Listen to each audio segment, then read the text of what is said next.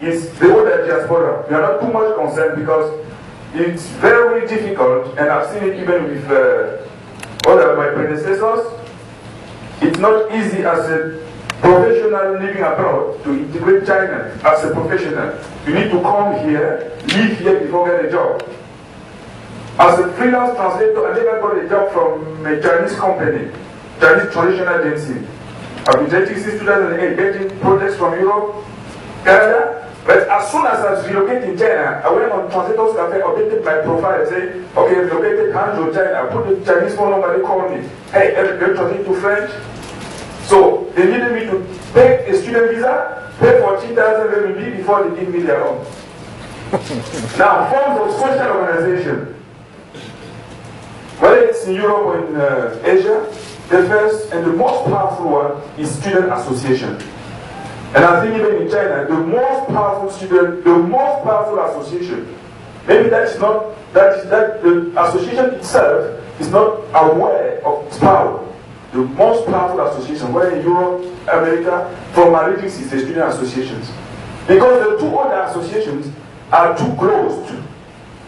All associations, China, US, Canada, are based on ethnicity, tribal associations.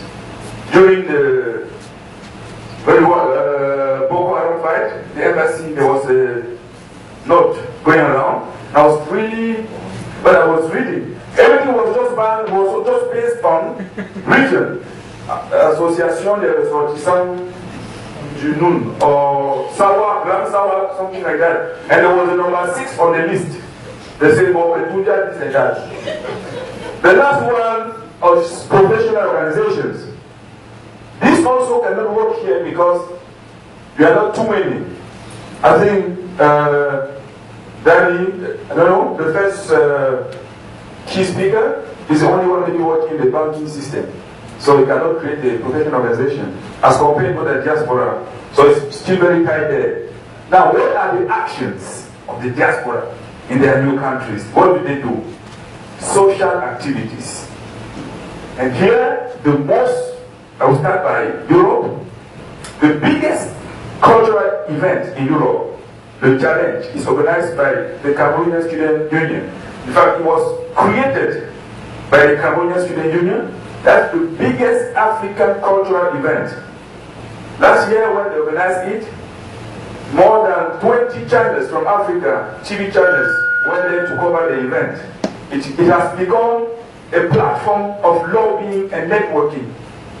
In China, the only event, I've been here for 1 year, I'm trying to follow news, only Camerounaise tournament that was organized here last, I think, 3 or 4 months ago.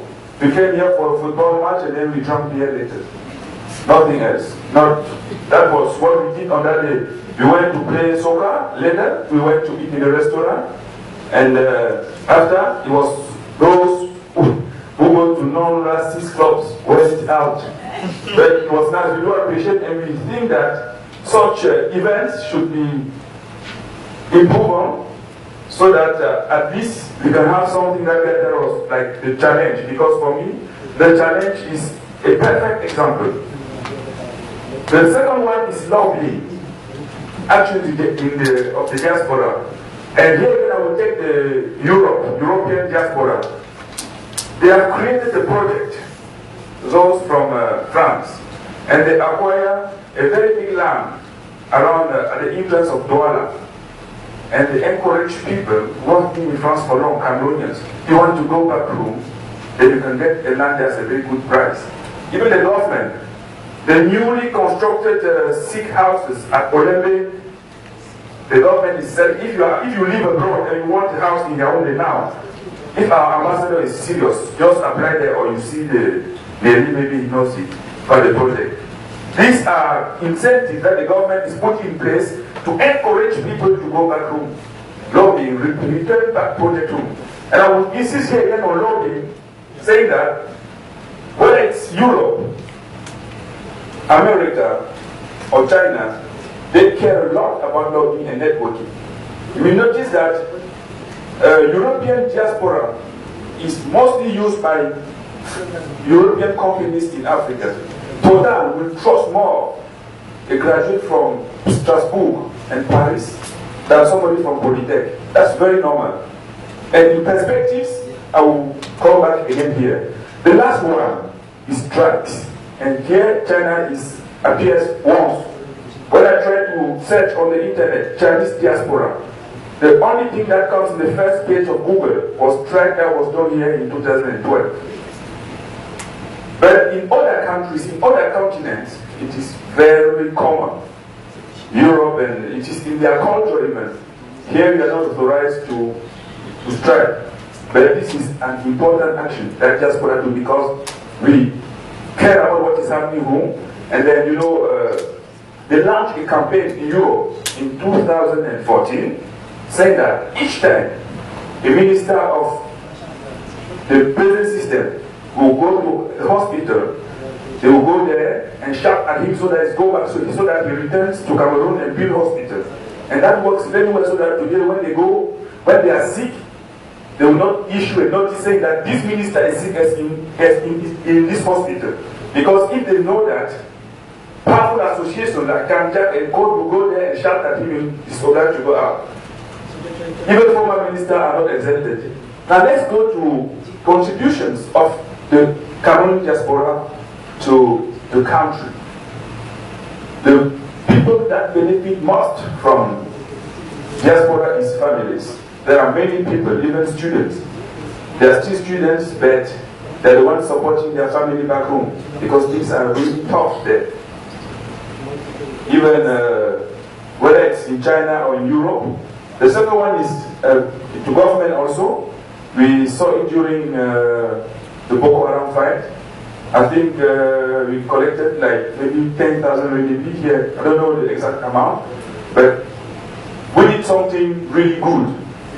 And I would like to tell you that there's a Cameroonian in Swiss, in Geneva, who gave for the fight against Boko Haram. He gave one emergency card to the government. The amount is estimated at 40 millions. And the diaspora of Geneva, they also collected 25 millions. So this to show you how, even if diaspora strike, even if they do strike, even if they shout at the government, they really care about what's going on home. Because today is Marwa, tomorrow they will be in Tarigon, and the next day it's in Banjul. Then what are the hijacking factors? The first one here is disillusion. Yes, there are many people here who will tell you he tried to do business back home, or they are living abroad. You send money to your sister, to your wife, to your fiancé to build a house or to start a business. He takes the money and goes to Air Force One, drinks whiskey, champagne, and then takes picture from an old house that the neighbor is building, and this is your house. And then you stay abroad for 10 years, the day you arrive, nothing. I've seen many cases, there are people who do it. I know somebody, a member of my family, who sent a lot of money to his brother to build a clinic, a hospital. So the guy was just eating money and taking pictures from the different hospitals. And you live there for 5 years, sending all money, and the day you arrive, you go there, police come and arrest you. The second one is corruption and lack of transparency. This one I will not comment too much, because today we are mourning our brothers and sisters. The third one is high customs duties.